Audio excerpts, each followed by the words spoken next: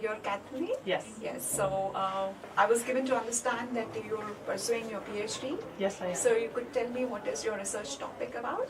Okay. Well, I'm doing my dissertation. It's I'm a psychotherapist, and it's in marriage and family therapy. My dissertation topic is it's a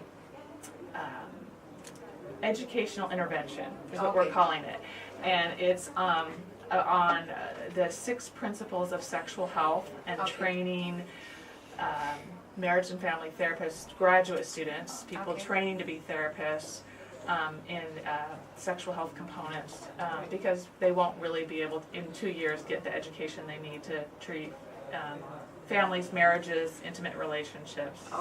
So are you also studying the cross-cultural diversifications there, or are you particularly? Yes, actually, yes, and the particular model that I'm trying to train people in would fit across all. It's actually the wording and the definitions have been adopted by the World Health Organization. Okay. And so yes, it would fit across cultures. So any very prominent cultural difference that you've come across and that had been a challenge for you?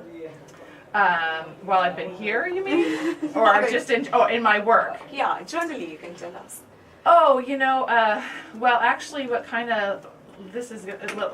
sort of led me to this topic of pursuing the sexual health principles and is that there were very diverse populations that in my PhD program, panel discussions coming to us, very non-traditional couples and families, like polyamorous, and I thought, from the way I'm trained, how do I treat this?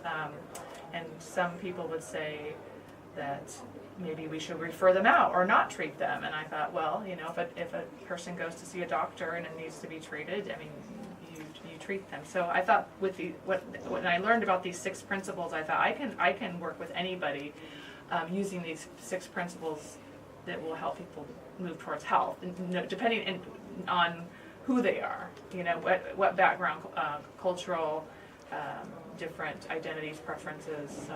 That's right. So today, how was your day today at NDIM? Oh, it was very good. I was in a discussion about women and leadership, and so it was highly informative. There were some amazing women that were within the discussion group, and so we talked on so many different topics. It was hard to us to narrow down to go give our report for our final report, but very informative. Women, interesting ideas and topics brought up about just all sorts of things, like is there a class ceiling? Is there for women? So horizontals, and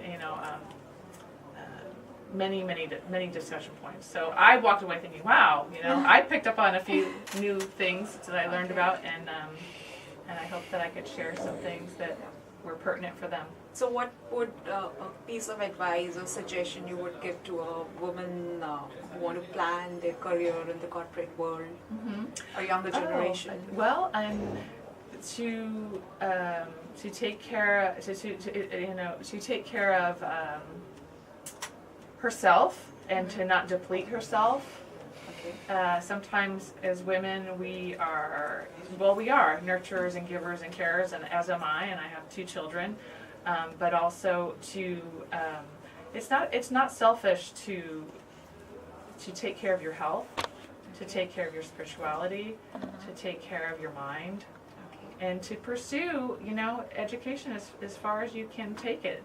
I'm a huge proponent of education, and it's nothing but good things come out of education. That's right. That's definitely right. Thank you so much. Thank you. It was a pleasure talking to you. Thank you.